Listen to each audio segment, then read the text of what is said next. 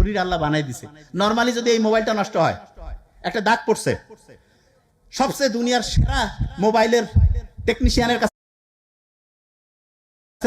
নিয়ে যায়, কি কবে যে ভাই হয় গোটায় চেঞ্জ করা ফেলা লাগবে, নাহলে নতুন নেন।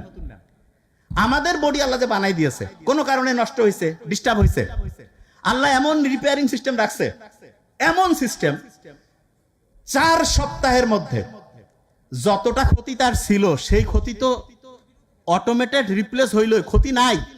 আস্তে আস্তে তার ব্রেইন স্বাভাবিক যেটা ছিল তার চাইতে আস্তে আস্তে পজিটিভ ভাবে বাড়তে থাকবে।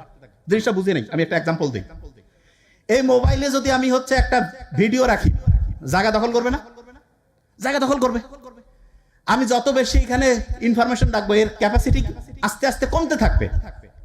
আল্লাহ যে হিউম্যান ব্রেন দিয়েছে এটা এমন অসাধারণ, যত ভালো জিনিস ঢুকাবো এর ক্যাপাসিটি তত বাড়বে। যে এটা আবার কেমন কথা, বিস্ময়কর। যত ভালো জিনিস ঢুকাবো তত এর ক্যাপাসিটি বাড়বে। কিন্তু এর উল্টাটাও আছে। উল্টাটা কি? কেউ যদি এর মধ্যে খারাপ কিছু দেয়, এর ক্যাপাসিটি কমতে থাকবে। আল্লাহ বলছে যে যেভাবে চিন্তা করবে তার জন্য আল্লাহ সেই রকম রাস্তায় খুলে দেয়। শয়তানি চিন্তা, শয়তানি মাথার মধ্যে ঢুকতে থাকবে, ক্যাপাসিটি কমতে থাকবে। ভালো চিন্তা করতেছে, পজিটিভ জিনিস, ব্রেইনের ক্যাপাসিটি বাড়তেছে। বিজ্ঞানীরা দেখছে এইটার, আমাদের যে ব্রেইন, এটার ক্যাপাসিটি প্রায় 25 লাখ গিগাবাইট। নরমালি এই মোবাইলটা বোধহয় 256 গিগাবাইট, আরেকটা মোবাইল দেখলাম 500 গিগাবাইট।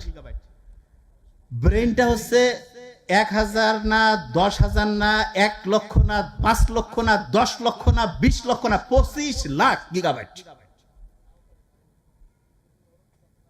এখানে শেষ না, পজিটিভ জিনিস যদি ঢুকাইতে থাকি এর ক্যাপাসিটি আরো বাড়বে। ওই যে হয় না জেনারেশন, কি জানি আইফোনের হয় না 15, 13, 14 আছে না, ব্রেইনের জেনারেশন চেঞ্জ হয় কিভাবে? পজিটিভ জিনিস ঢুকাবো, জেনারেশন আপডেট, পজিটিভ জিনিস ঢুকাবো, জেনারেশন আপডেট, পজিটিভ জিনিস দেবো, জেনারেশন আপডেট, অটোমেটেড।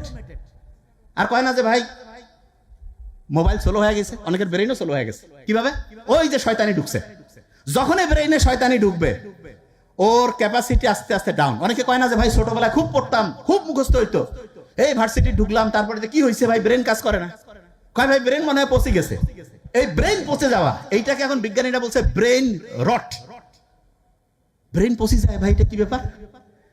ব্রেইনের মধ্যে হচ্ছে ওই যে শয়তানি বদমাশি ঢুকলে ব্রেন পচে যায়। আচ্ছা, একজনের ব্রেন পচছে কিনা এটা কি বাইরে থেকে দেখার কোনো বুদ্ধি আছে? আছে।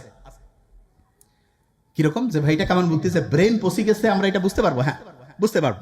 কিভাবে? স্বাভাবিক যে কাজ, যেই কাজ করলে তার ভালো লাগার কথা, সেই কাজ যদি তার ভালো না লাগে তাহলে তার ব্রেন পচে গেছে। এক্সাম্পল দেই, স্টুডেন্ট তার প্রধান কাজ কি? বই পড়া। বই পড়তে তার ভালো লাগতেছে না, কি করতেছে? আজে বাজে কাজ করতেছে, ব্রেন পচার একটা লক্ষণ।